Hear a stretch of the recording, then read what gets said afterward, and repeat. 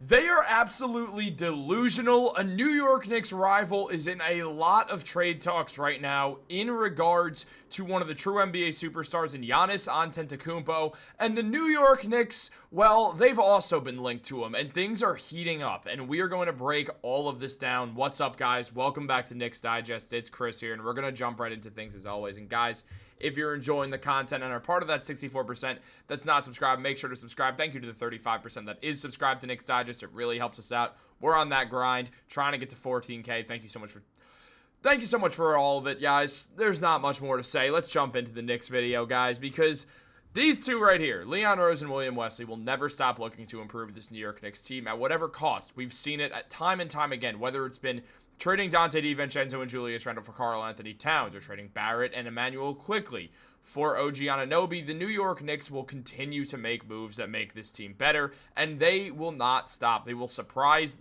all the fans with moves. They make trades that nobody sees coming, and well, frankly, one guy who has been talked about for the New York Knicks a lot is Giannis Antetokounmpo. Giannis has been linked to the Knicks a bunch, most recently at the NBA trade deadline when Zach Lowe said that the Knicks are a team to look out for Giannis. There has been some talk that maybe the Knicks would be open to even trading Karl-Anthony Towns in a package for Giannis, considering how much their money aligns, and that there would be some sense to doing that deal. There have been some Knicks people talking about that, but to me personally, it feels sort of unlikely. I could see it happening. I just don't think it's the most likely scenario here. Now, all this being said, we know the Knicks don't have one thing, a lot of draft picks. And meanwhile, a team that does is the Brooklyn Nets. And now the Brooklyn Nets have seriously been linked to Giannis Antetokounmpo. And well, guys, this is absolutely insane to look at. Let's jump into it, because taking a look at everything that's happened, Giannis has openly talked about trades, saying, I don't think I would ever text and ask for a trade. I'm not that kind of guy. They would have to kick me out, the Bucks meaning. The NBA is a business. If I got traded, I would inform my family and I would do my job. So not only is Giannis saying that he doesn't want to leave the Bucks, but if he does, he's not going to cause a fuss about it. He's just going to do what he wants to do, which is in line with everything that Giannis usually says. Now, he has sort of hinted at if the Bucks don't succeed well enough, he would request a trade and he would leave. He would leave the Milwaukee Bucks if it's the right move for him, because he said he's not done winning a championship after just winning one. And it's been mentioned by Brian Lewis that if Giannis Antetokounmpo gets traded elsewhere this summer, that may make GM Sean Marks' path simple, tanking for another year and building through the lottery. But Antetokounmpo has been seen and remains plan A for the Brooklyn Nets. The Nets have wanted Giannis for a while, and now the New York Knicks rival, though that rivalry has diminished a bunch, they would go for Giannis, reigniting the rivalry once again, bringing in Giannis Antetokounmpo. And the Nets, they do have a lot of assets and a lot of open cap space that they would be able to supplement Giannis with other talent surrounding him, and we'll break all that down later. But also, this does pertain to the Knicks. I know this kind of sounds like I'm just making a video on the Nets, but I'm not. This is about the New York Knicks, because this does add another contender into the Eastern Conference. Wherever Giannis Antetokounmpo goes, that team's going to go all in.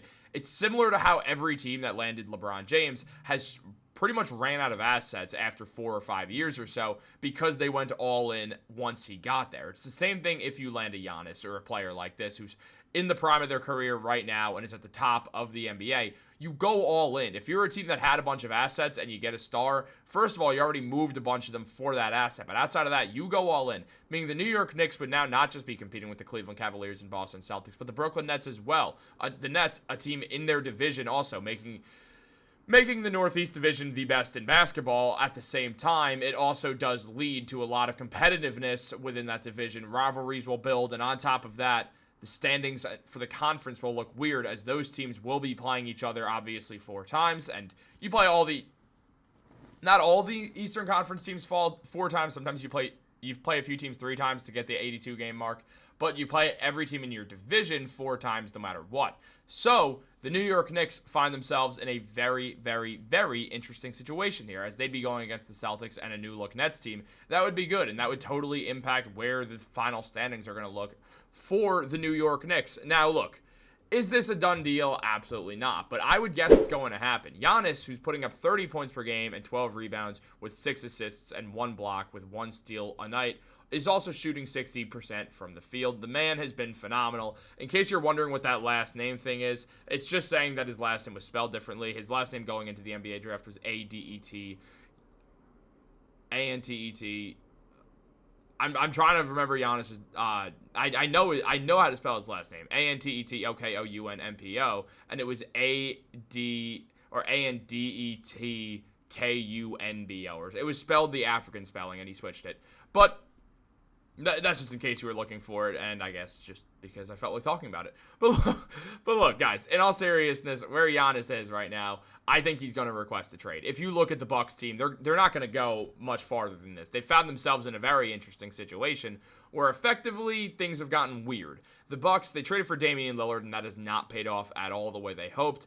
Lillard is now out with a blood clot and could be out, or is out indefinitely, which could involve the playoffs. The Knicks will likely play Giannis and the Bucks in the playoffs, meaning the Knicks would already form a bit of a spark with Giannis, who would then get traded to the Knicks crosstown little brother sort of rivals, but that would awaken the Nets into more of a rivalry. Still the little brother, obviously, but it would awaken the rivalry a bit more, which would, if I'm going to be honest, I'm not going to sit here and act like that wouldn't be fun. It would be really fun. It'd be really entertaining. It would make these Knicks-Nets games very, very exciting, though it would also drive up Nets ticket prices, and I like going to Nets games. It's a good way to spend like $20 and hang out with your friends, so shout out the Nets for not being expensive the way the Knicks are, but that's because people care about the Knicks and have fans. So, also MSG, but you guys know the deal on that. Look, it's an interesting situation. I would find it very interesting to see what's going to happen here and if the Nets were to acquire him, but the Knicks would likely be giving up Karl-Anthony Towns in this deal. There's just no way around it. Towns is putting up 24 and 13 with 3 assists. He's shooting 52% from the field and 42% from 3. He's not as good of a player as Giannis is, but he is a very, very great player. Just all around, all-star starter, having one of his best seasons with the New York Knicks, and the Knicks would likely have to move him if they wanted to land Giannis.